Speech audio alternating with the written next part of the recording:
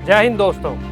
यह कहानी शुरू होती है साल 2015 से। New India, minimum government, maximum governance और अच्छे दिन जैसे नारे हवा में उड़ रहे थे। यह सिर्फ सड़क, पानी, बिजली का वादा नहीं था, यह एक लाइफस्टाइल का वादा था दोस्तों। इसकी शुरुआत ही एक टॉप डाउन सपने के साथ हुई जो दिल्ली में बैठकर सोचा गया। इस मिशन की बुनियाद में ही शुरू से कुछ ऐसी दरारें थी जिन पर ध्यान नहीं दिया गया। शहरों को महंगी टेक्नोलॉजी और हैवी सॉल्यूशंस बेचे गए। इस मॉडल ने शहरों में विकास के आइलैंड्स बनाने की कोशिश की। जय हिंद दोस्तों। यह कहानी शुरू होती है साल 2015 से, एक ऐसे दौर में जब देश एस्पिरेशनल इंडिया की एक नई लहर पर सवार था। एक नई सरकार थी और new India, minimum government, maximum governance और अच्छे दिन जैसे नारे हवा में उड़ रहे थे। इसी माहौल में प्रधानमंत्री नरेंद्र मोदी ने एक ऐसे मिशन का ऐलान किया जो सिर्फ एक सरकारी स्कीम नहीं बल्कि एक पूरी जनरेशन के लिए एक उम्मीद का हाई स्पीड एक्सप्रेसवे जैसा था, जिसका नाम था द स्मार्ट सिटी मिशन। इसका लॉन्च एक इवेंट जैसा रहा दोस्तों। इसकी मार्केटिंग ऐसी की गई मानो ये शहरी समस्याओं के लिए एक सिल्वर स्पून साबित होगा। यह सिर्फ सड़क, पानी, बिजली का वादा नहीं था, यह एक लाइफस्टाइल का वादा था दोस्तों। एक ऐसा विजन जहां शहर सिंगापुर और शंघाई जैसे दिखाई देंगे। यह पॉलिटिकल नैरेटिव बहुत ज़रूरी था क्योंकि इसने मिशन को ज़रूरत से ज़्यादा बड़ा बना दिया और उम्मीदें आसमान पर पहुंचा दी। यह मिशन गवर्नेंस का टूल कम और एक देश विदेश में भारत की एक हाई टेक प्रोग्रेसिव इमेज पेश करने जैसे पॉलिटिकल ब्रांडिंग टूल ज़्यादा था। इसकी शुरुआत ही एक टॉप डाउन सपने के साथ हुई जो दिल्ली में बैठकर सोचा गया और 100 शहरों पर थोप दिया गया। लेकिन दोस्तों, जैसा कि हर बड़े सपने को हकीकत में उतारने के लिए एक मजबूत बुनियाद की जरूरत होती है, और इस मिशन की बुनियाद में ही शुरू से कुछ ऐसी दरारें थी जिन पर ध्यान नहीं दिया गया। पहली सबसे बड़ी दरार थी दोस्तों स्मार्ट शब्द की ही परिभाषा। सरकार ने इसे जानबूझकर वेग रखा ताकि हर कोई अपने हिसाब से इसका मतलब निकाल सके। इससे हुआ ये कि शहरों में आम नागरिक की जरूरतें जैसे बेहतर पब्लिक हेल्थ या सस्ते घर पर फोकस कम करने की बजाय स्मार्ट दिखाई देने वाली चीज़ों पर फोकस किया। ग्लोबल कंसल्टिंग फर्म्स ने इस कंफ्यूजन का फायदा उठाया और शहरों को महंगी टेक्नोलॉजी और हैवी सॉल्यूशंस बेचे गए जो अक्सर उनकी ज़रूरतों से मेल नहीं खाते थे। इस बुनियादी कमी को और गहरा किया शहरों के चुनने के तरीके ने।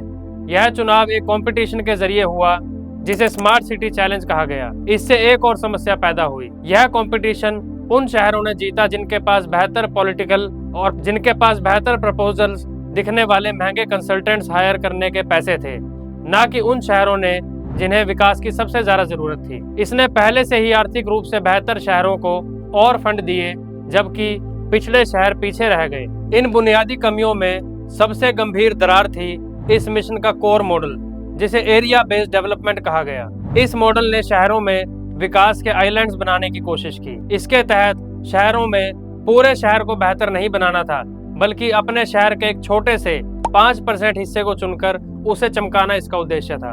Housing and land rights network HLRN India ने अपने विस्तार से की गई एक रिपोर्ट में, जिसका नाम India smart cities mission smart for home, city for home में इस मॉडल की सख्त आलोचना की गई। रिपोर्ट के मुताबिक यह मॉडल शहरों के अंदर एक तरह का शहरी अपार्थेड साबित हुआ, जिसने शहरों को 2 हिस्सों में बांट दिया। एक 5% VIP इलाका जिसे और सुंदर बनाने की कोशिश की गई और दूसरी तरफ 95% आम शहर जिसे उसके हाल पर छोड़ दिया गया। यह दोस्तों एक ऐसे खूबसूरत मुखौटे जैसा देखने को मिला जिसके पीछे शहर की असली टूटी फूटी तस्वीर छिपी रह गई, जिसे सिर्फ मेहमानों को दिखाने के लिए एक अच्छे सुंदर तौर पर तैयार किया गया। यह बुनियादी कमियां आगे चलकर इस मिशन के आर्थिक मॉडल के लिए एक टाइम बॉम्ब साबित हुई। यह इस कहानी का सबसे संजीदा पहलू है दोस्तों। स्मार्ट सिटी मिशन का बजट कुल 2.5 लाख करोड़ का था।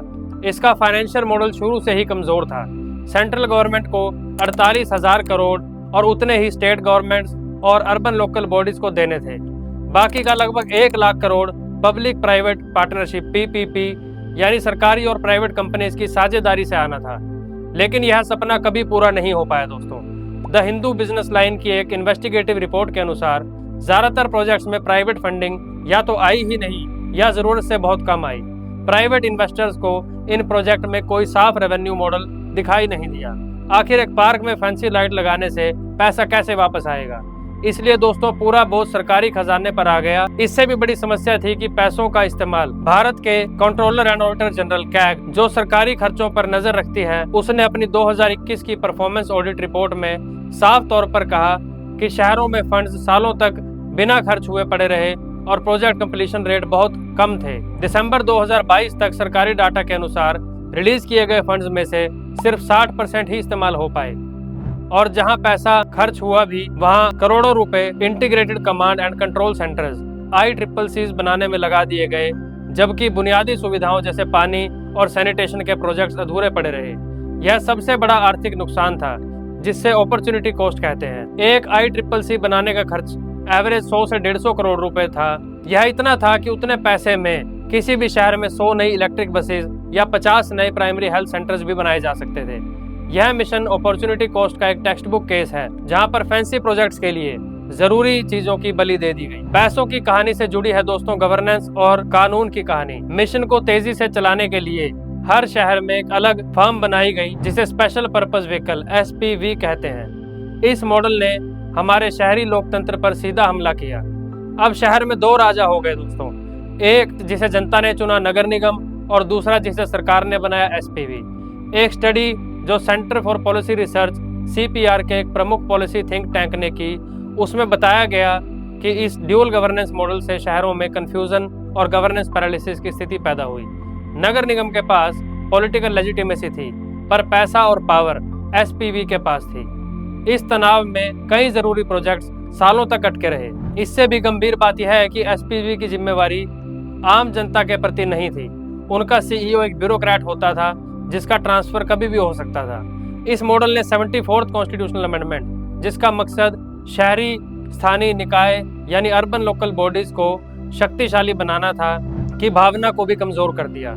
यह एक तरह से लोकतंत्र को बाईपास करके टेक्नोक्रेसी यानी ब्यूरोक्रेट्स और एक्सपर्ट्स का राज लाने की एक कोशिश थी। गवर्नेंस की सुलझन के साथ साथ मिशन के एक गलतफहमी पर आधारित था कि हर समस्या का समाधान टेक्नोलॉजी ही है। इस सोच को टेक्नो सोल्यूशनिज्म कहते हैं। इसने डिजास्टर पैराडॉक्स को जन्म दिया, जहां हम स्मार्ट टेक्नोलॉजी पर इतना ज्यादा विश्वास कर लेते हैं कि हम बुनियादी चीजें भूल जाते हैं, और अब असली आपदा आती है तो तबाही और बाढ़ जैसी चीजें हमें देखने को मिलती हैं।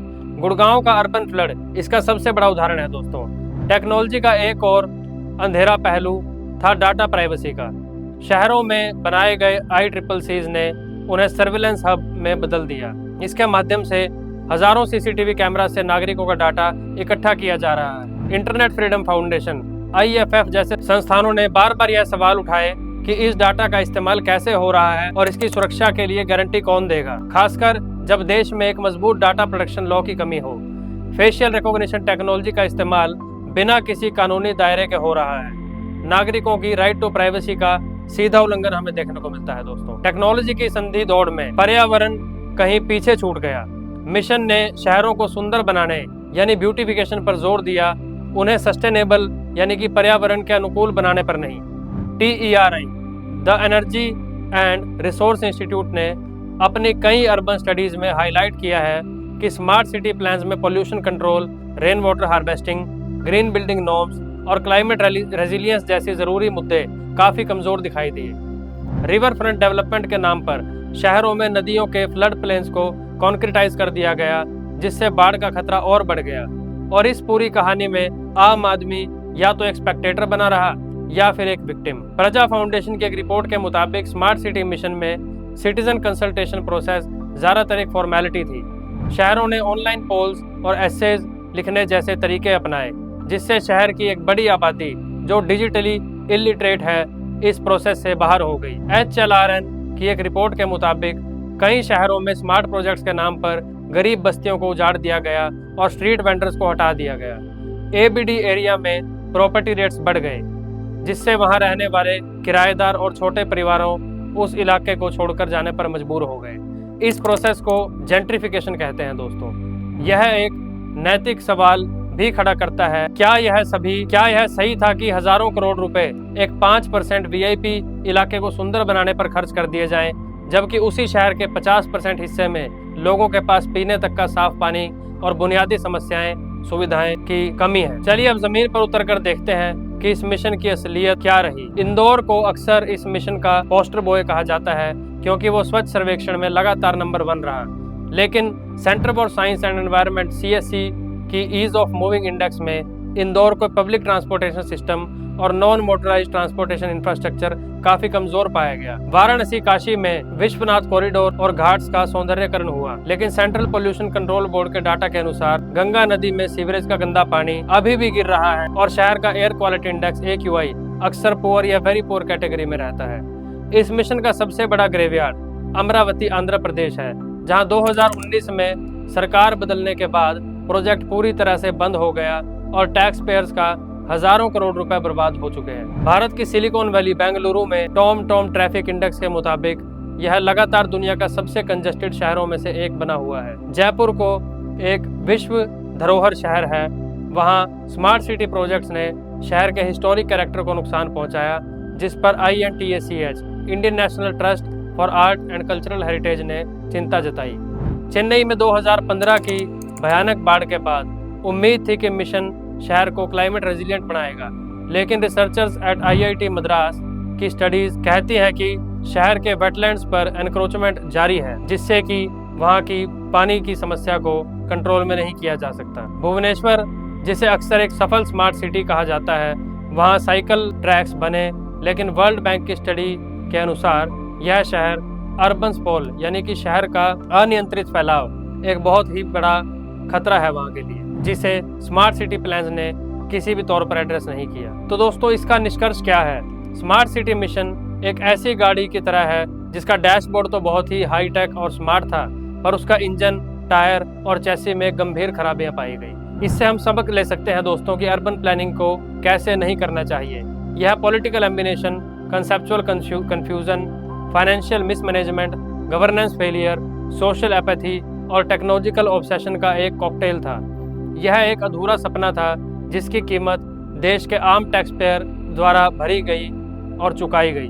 अंत में यह मिशन एक महंगा सबक देकर जा रहा है कि शहर बिल्डिंग्स और टेक्नोलॉजी से नहीं, इंसानों से बनते हैं और उन्हें स्मार्ट बनाने के लिए स्मार्ट गैजेट से पहले स्मार्ट और एपैथेटिक प्लानिंग की ज़रूरत होती है। एक ऐसी प्लानिंग जो शहर के हर नागरिक के लिए हो, ना कि सिर्फ कुछ चुने हुए VIPs के लिए। धन्यवाद।